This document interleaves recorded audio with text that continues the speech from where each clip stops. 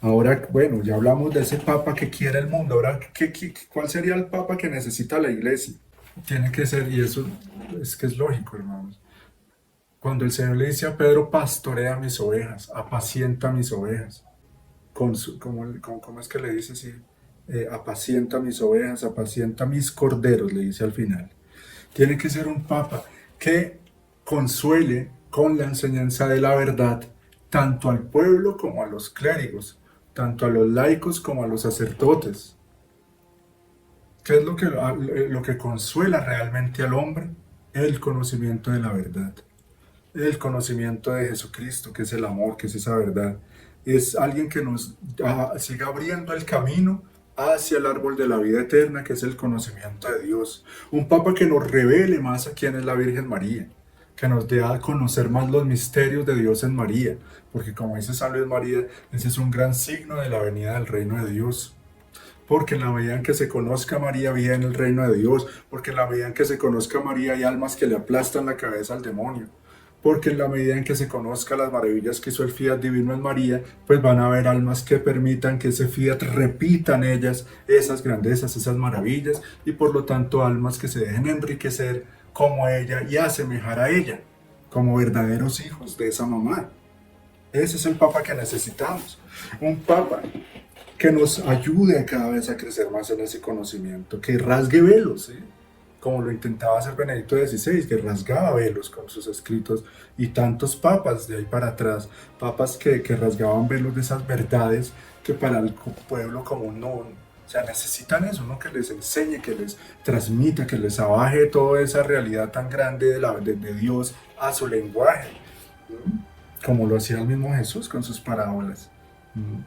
Eso tiene que ser un papa que nos disponga al reino de la divina voluntad, hermanos. Que disponga a los pueblos y las almas al reino de la divina voluntad. Necesitamos un papa que ponga en alto a Luisa Picarreta. Eso es urgente.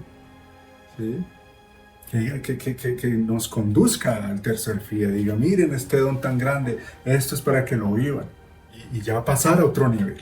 Entonces esto que va a decir, ojalá lo entiendan, es muy importante. O sea, así como al final de ese Antiguo Testamento, con la venida del Señor y todo lo que representó su vida y todo el misterio pascual y los inicios de la iglesia, hay una ruptura muy fuerte con lo que venía, pero no fue mágica. Y fue dolorosa, requirió de muchas cosas y requirió un dejar atrás lo que tocaba dejar atrás. Y los que se quisieron quedar apegados a eso de atrás, pues miren lo que quedaron convertidos en la sinagoga de Satanás. Pero en ese momento viene como el Señor viene a su iglesia, entre comillas, porque en ese momento no era la iglesia, pero hacía las veces, o sea, es como si fuera su pueblo, sus sacerdotes, los que lo obedecían, los que supuestamente lo conocían, eran los de la sinagoga judía. ¿Y Jesús qué? ¿Cómo le fue en la sinagoga? ¿Mm? Entonces, él para elegir, cuando eligió a sus apóstoles, el orden, pues, si hubiera seguido ese orden digamos, de la estructura como tal y de las leyes, etcétera, tendría que haber elegido, primero tendría que haberse hecho rabino, ¿sí? Tendría que haberse hecho rabino, tendría que haber sido un experto en la Torá, pues el Señor lo era, pero pues de otro modo, sí, porque es Dios, pero no era que se la pasaba ya estudiando con los escribas y fariseos.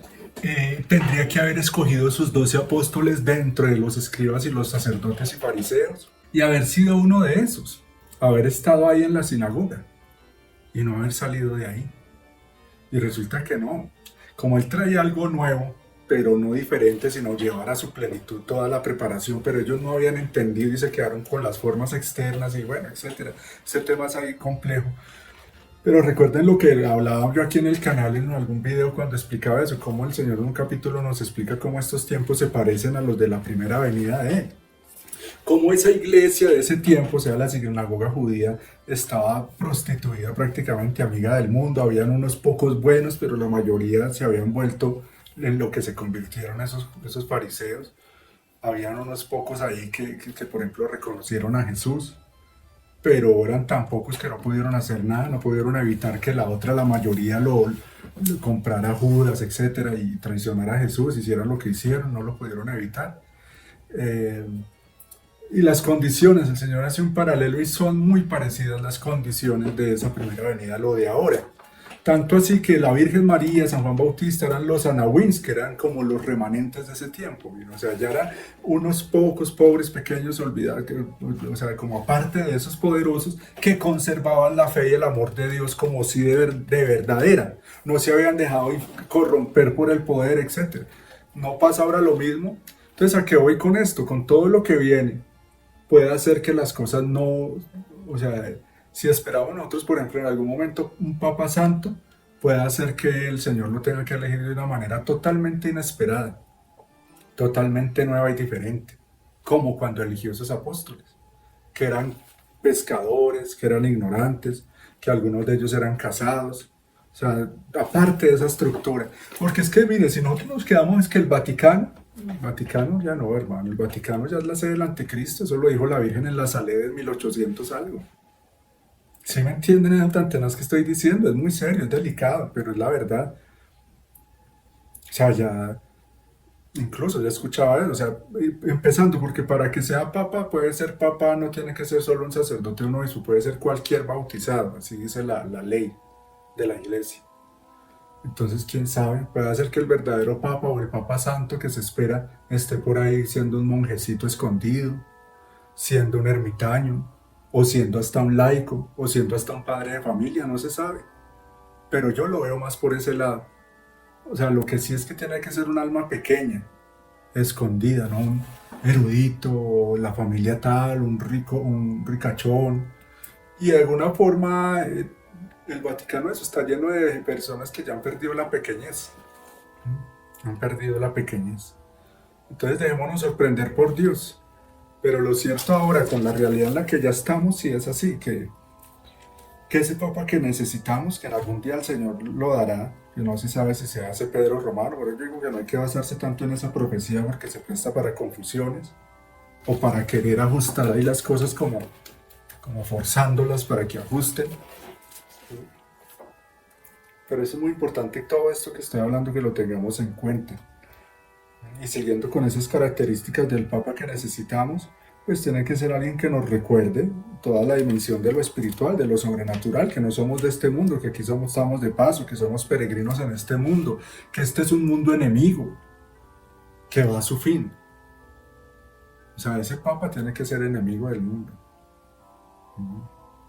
Los papas buenos el mundo no los ha querido. Un ejemplo ahí tenemos a Benedicto. El mundo, los medios de comunicación no lo tenían como un payaso más del circo, como hacía Bergoglio, que los medios, las noticias, todo. Ah, desde que salió, mejor dicho, las revistas, todo. Amigo del mundo, los medios de comunicación. Y le decía a cada cual lo que quería escuchar. Otra cosa, un papa, sí, el buen pastor, ¿no? El buen pastor que hace, protege de los lobos, ahuyenta a los lobos no solo con un palo, con su voz, con la fuerza de su palabra, con la verdad, para que los enemigos huyan y se callen. Sube esa voz como una trompeta. Tiene que ser eso, un papa que tenga voz de trompeta para que ahuyente los lobos del rebaño.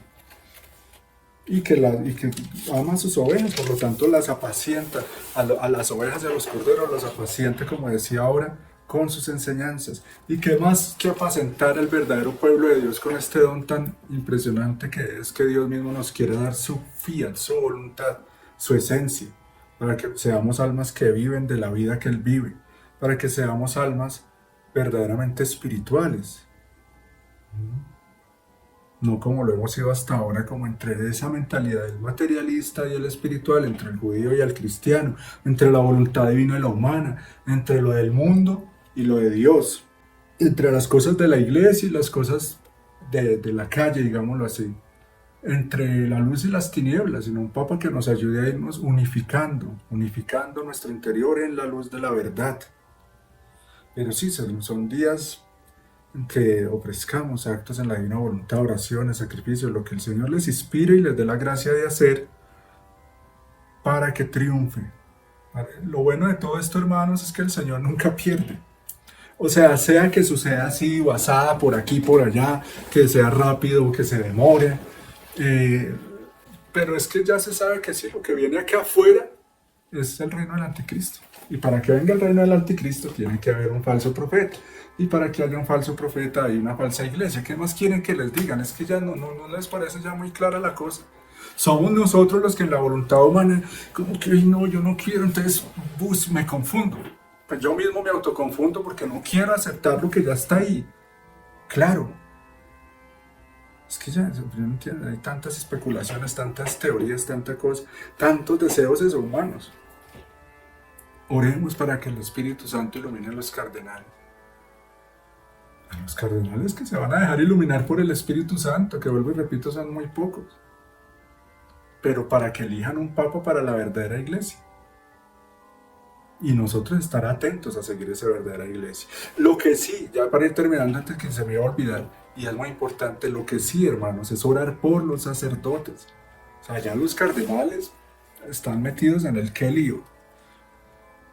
Tienen una responsabilidad inmensa ante Dios, la iglesia y los hombres, pero los sacerdotes, nuestros párrocos, los sacerdotes pequeños, los del pueblo, los de buena voluntad, pero que todavía no saben, no ven, no entienden o no quieren.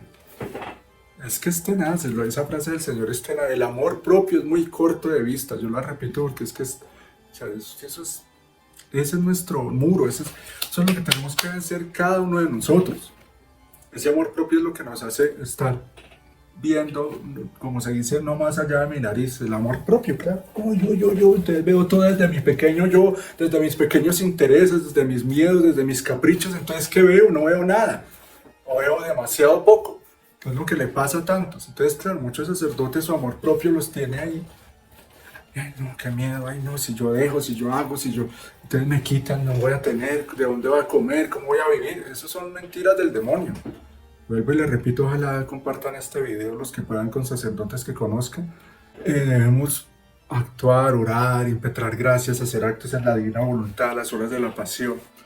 Con esa intención de pedirle a Jesús sumo sacerdote, a la Santísima Virgen Reina de los Sacerdotes, a los santos, invoquemos a esos santos confesores de la fe, tantos sacerdotes buenos y santos que el Señor nos ha regalado en la iglesia, valientes profetas de fuego, que el Señor revista a sus sacerdotes, como dice en algún salmo, que sucederá al fin de los tiempos. O sea, hay cosas, eso también yo lo repito porque aquí he enseñado todo eso, hay cosas que Dios quiere y puede hacer y que son una sentencia, que Dios las va a hacer, pero que las tiene que hacer, o sea, necesita para que sea justo que las haga de los ofrecimientos que nosotros hacemos desde aquí, desde la tierra. Como si de alguna manera misteriosa nosotros le ofreciéramos al cielo la materia prima para hacer esas obras que solo el cielo puede hacer. Ojalá estén entendiendo eso tan importante. Vean todos mis videos anteriores para que entiendan eso. Por ejemplo, en un salmo dice eso: en los últimos tiempos derramaré dice en el Evangelio y en varias partes de la Biblia, derramaré mi espíritu sobre toda carne. Pero lo que dice en un salmo es, reviste a tus sacerdotes de justicia y de salvación. Y cuando dice que, yo soy malo para las citas, pero recuerdo el texto, dice, cuando derrama su espíritu sobre todos, dice, y sus sacerdotes serán revestidos de salvación. Y es lo que se necesita, hermanos, sacerdotes como un San Vicente de Ferrer, como un San Alfonso María de Ligorio, como un Santo Domingo de Guzmán, y tantos otros. Así como es esa urgencia de rezar ahora por un Papa Santo, es la urgencia ahora por rezar por sacerdotes santos, ¿sí? Sacerdotes santos. Porque ellos son los que ahora les viene eso, más fuerte que a nosotros. Esa prueba. Ese tener que tomar la gran decisión, ese tener que actuar en valor a otros que conocemos. Yo conozco varios así, de propia mano. Les ha tocado más dosificado por su fidelidad, por su atención, por su buena intención, por su valor. Ya pasaron ese cáliz amargo, ya están con sus pequeñas comunidades, ya renunciaron a su parroquia, a su estructura, a todo eso que les costó la vida, porque imagínense lo que tuvo que sufrir, han tenido que sufrir estos sacerdotes. Han tenido que pasar, que el que los vea, han tenido que pasar por curas falsos, porque los ven con sotana, los ven andando por ahí solos, es un cura falso, y resulta que no, es más verdadero que muchos que los que están allá, andando en carros último modelo y siendo aclamados por multitudes, en fin. Hay muchos de estos sacerdotes que hay, que el Papa Francisco y que lo aman, pero son buenos, son mucho más santos que nosotros. Entonces hay que orar por ellos, porque por algún misterio también de la Divina Providencia no han visto o no han tenido, viven tan ocupados que ni han tenido tiempo de mirar, de leer, de escuchar. Pero otros sí, hay que reconocerlo y hay que orar por eso mucho por ellos, aunque son buenas personas, son de noble corazón, son pequeños del Señor, pero están acomodados. Ese amor propio los tiene ahí subyugados. Creen que tienen mucho que perder, pero es que lo que tienen mucho que perder es su alma. Señores sacerdotes, ojalá alguno me escuche. Lo que tienes por perder es tu alma grave y las almas del rebaño que Dios te ha confiado. O te va a confiar si renuncias a un rebaño de tibios por irte a un rebaño de verdaderas ovejas del Señor, así sea más pequeño. Que eso es a lo que iba, lo que yo decía que dije en aquel entonces es esto. Yo les decía a los sacerdotes, escribía por ahí, ¿de qué les va a servir a la hora de la prueba estar rodeados de una multitud de católicos de mentiras, de católicos tibios, que no van a hacer nada por ti, que no van a dar la vida por ti, sino que cada uno va a salir corriendo buscando por su propia vida, hablándolo materialmente o espiritualmente, como lo quieran entender, o en su momento se darán las dos cosas? ¿De qué te va a servir? Un montón de católicos de mentiras, ¿qué van a hacer por ti? Mientras que si tú, por ser fiel ahora a la verdad, a la verdadera iglesia, resulta que te ves rodeado solo de unas pocas o cuantas familias, de unas pocas o cuantas almas, esos sí van a dar la vida por ti. Espero que me entiendan eso. Católicos de verdad. Así sean pocos, pero eso sí van a dar la vida por sus pastores y van a hacer que no les falte nada. Entonces, ay, que mi parroquia, que mi obispo, que no sé qué, no, yo no puedo irme en contra. No, entonces siguen la falsa iglesia, que es ¿cuál? La de las multitudes, la de los aplausos, la del poder, la de las estructuras, la del Vaticano. La del Vaticano. Así es la cosa, hermanos. Entonces, ay, que yo que me voy a ir en contra del Vaticano. Pues te estás yendo en contra de Dios, hermano. Pues te están yendo en contra de Jesucristo. Y si te vas por ese camino, Dios no lo quiera, te vas a... ¿Dónde? Solo. Pero si te vas por el camino de seguir a Jesús, que es seguir la cruz y seguir la verdad, no te vas a ver solo. Como vuelvo y repito, ya conozco sacerdotes así, conocemos,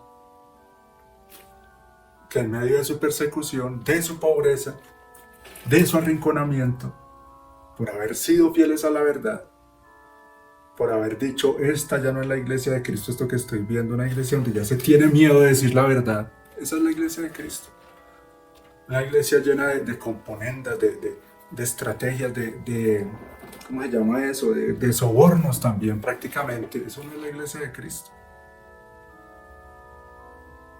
Una iglesia donde el Papa tiene tal autoridad mal utilizada que quita y pone de acuerdo a sus conveniencias, de acuerdo a su plan o el plan de sus amos, que por cierto, los que no lo han visto buscan ese video en que está el difunto, que en paz descanse por la misericordia infinita de Dios, pero está besándole la mano a los grandes dueños mejor dicho, de las familias judías poderosas, con su cosito aquí, en una cueva oscura, haciendo un ritual extraño y con un fuego, en una cueva oscura, subterránea. Hay que meterse por allá un hueco, donde estaban haciendo ese ritual, eso dice mucho. Y este señor les besaba la mano con una pleitesía y un respeto, como si fueran sus amos. Y eso se sabe, que él fue muy amigo de los judíos, celebraba en las celebraciones, en las navidades la pasaba más con judíos. Ahí está. Entonces sí, hermanos, miren, tenemos mucho que pedirle al Señor en esta semana, pero en todo esto no perdamos la paz, tú no pierdas la paz, porque eso es lo que quiere el demonio. Almas en paz es la que el Señor necesita, para reinar ahí, para manifestarse, para actuar y hablar con poder, con autoridad. Pero ¿cómo voy a tener yo un paz si mi vida está fundamentada en el amor propio, en el que se me va a acabar esto acá? No, hermanos, es lo mejor que nos puede pasar, que nos liberen de esto. Este mundo apesta, este es un sistema de porquería. Es como yo he hablado varias veces, imagínense un sistema que está basado en un oro que está escondido en unas bodegas de unos bancos en todo el mundo, en todos los bancos del mundo hay bancos, hay lingotes de oro escondidas en bodegas oscuras, lingotes de oro. Y en eso está basado este sistema en el que vivimos, del dinero. Y nosotros afuera con papelitos, luchando, todo el mundo matándose, haciendo lo que sea por esos papelitos, esclavos de papelitos, porque antes al menos era buscando monedas de oro y de plata. Ahorita son papeles. Porque ese oro que está en las bodegas y que en muchos casos, al parecer como muestran por ahí películas y series, y es muy lógico, como es una cuestión psicológica también, ese valor, ese sustento de nuestra riqueza está en esos lingotes de oro, parece que ya hay cosas ahí pintadas de dorado, con un baño de oro, y el oro ya lo traficaron, ya lo robaron. Es el sistema del demonio. Y ponen ahí cerámicas, ladrillos, cualquier cosa ahí pintada de dorado y engañan, y se autoengañan para que piensen que ahí está todavía ese dinero representado en el oro. Pero es una mentira. Todo este sistema es eso, una mentira. Entonces vivimos eso. Ya en el Vaticano reina el espíritu de la mentira. Eso lo tenemos que ver. Ese cónclave de ahorita va a haber mucho de eso, de mentira, de manipulación, de tráfico, de influencias, de mafias. Entonces es muy difícil que desde el Vaticano elijan a ese papa de los buenos. Muy difícil. Prácticamente imposible. Por eso los que quieren elegir y seguir un verdadero papa tendrán que salir de ahí, como Jesús tuvo que salir de la sinagoga judía. Fue expulsado. Él iba, es que mira, es que ahí es la vida del Señor repitiéndose, hermano, no nos hagamos los locos. Señores sacerdotes, no se sigan haciendo los locos y los cardenales, no nos hagamos los locos con el Señor. Él ya nos mostró con su vida cómo es lo que viene y qué es lo que está pasando y qué es lo que va a pasar y lo que tenemos que hacer. ¿Qué pasó en su vida el que él hizo? Él fue a predicar en la sinagoga. Si lo hubieran escuchado, si lo hubieran acogido, ahí los hubiera transformado y la cosa hubiera sido mucho más fácil. Pero la bendita o maldita voluntad humana, ahí siempre. Quisieron. No quisieron. Dicen en varios evangelios y cogieron piedras para darle. En otro, y en el templo cuando enseñaban, cogieron piedras y se les escondió, se les escabulló el Señor. De pronto se desapareció, como es Dios. Porque no era su momento. En otro episodio. Y lo cogieron para aventarlo, para arrojarlo por un despeñadero, por un abismo. Lo iban a matar ya. Apenas en la primera predicación. Imagínense el espíritu que tenían estos personajes. Y resulta que ese es el espíritu que está reinando allá, en el Vaticano. Y en un capítulo el Señor le muestra a Luisa Picarreta, le muestra a Roma, le dice que una ciudad oscura, con una atmósfera súper densa, apestosa, hasta no más poder. Ella decía, qué ciudad tan horrible, qué es esto tan monstruoso. Y al final de que el Señor le muestra todo eso, le dice, es Roma. Y bueno, no recuerdo exactamente, pero le muestra más por qué está en ese estado esa ciudad. Y eso fue hace más de 100 años. Entonces imagínense ahora, ¿qué es eso? ¿Qué es eso allá? Entonces si nosotros no podemos seguir viendo las cosas así humanamente. Y sí, eso es que entonces, ¿qué le pasó? Ya o sea, se tuvo que salir de eso. Se tuvo que salir de eso que había, esa estructura de la cual se había apoderado Satanás a través de la soberbia espiritual, a través de la codicia, a través de esa voluntad humana que tiende al egoísmo, a lo cómodo. Entonces estos sacerdotes, estos fariseos ya solo veían por sí mismos, su autoridad, sus bocados de cardenales, ¿sí? Su gente que, los reyes de pleitesía, etcétera, su fama, su prestigio, su poder, sus carros último modelo. Ya el Señor no puede estar ahí. Eso ya no es la iglesia de Cristo. Entonces, ¿qué le tocó hacer el Señor? Ir a rodearse de cojos, de ciegos, de leprosos, a hacer unos nuevos sacerdotes, porque los que había ahí ya no le sirvieron para nada, porque eran unos cobardes también, acomodados. Y los pocos buenos que habían eran eso, unos cobardes. Pero la mayoría se habían vuelto ya enemigos de él. Entonces tuvo que ir a buscarse nuevos amigos, nuevos amigos. Así está el Señor ahora, hermano. Toca buscarse nuevos amigos. ¿Entre qué? Entre los ignorantes, entre los pequeños, entre los enfermos, las mujeres, las madres, que saben amar. Así como en el Evangelio, la misma hora.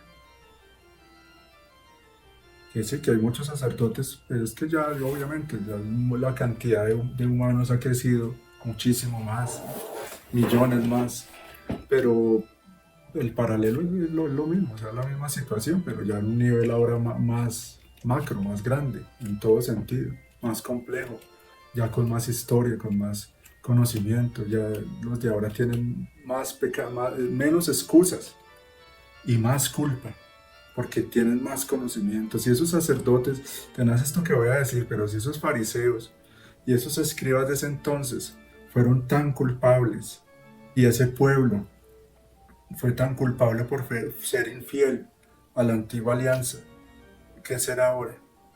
¿Qué será ahora, después de 2000 años de sacramentos? Jesús ahí vive en la Eucaristía, la verdad completa, tantas historias, tantos santos, como dice San Pablo, teniendo delante tan gran nube de testigos. O sea, todos los santos ahí tenemos esa nube de testigos encima de nosotros mirándonos y animándonos y dándonos ejemplo y diciéndonos, vengan que es por acá, suban que es por acá, no se vayan por allá, es por acá. Teniendo tal nube de testigos, ¿qué vamos a hacer ustedes, señores sacerdotes? Teniendo tal gran nube de testigos, que ¿por dónde van a coger? ¿Por el camino que nos trazaron los santos? ¿O por el camino que les traza el mundo? Que les traza su propia voluntad? Por el camino que tristemente nos trazó el difunto Bergoglio. Hay que ver cuál fue el camino que él trazó. No ver lo que queremos ver, verlo objetivamente. Un camino de hacernos amigos de este mundo, de cuidar la casa común, de que todas las religiones salvan, de que paz, amor y fraternidad, esas son las arengas del anticristo, paz, amor y fraternidad. Estén atentos a eso. Paz y seguridad, amor, fraternidad, todos esos son los lemitas de los masones. ¿Sí? Y hay gente tan ignorante que piensa que porque usan palabras positivas entonces son buenos. Pero ¿cómo va a ser malo si hablan de amor y de fraternidad? Pero ¿cómo va a ser malo si habla de paz? Pero ¿cómo va a ser malo si habla de unidad? Pero ¿a qué costo esas cosas? Tapando la verdad con esas falsas, el típico actuar de los lobos disfrazados de ovejas.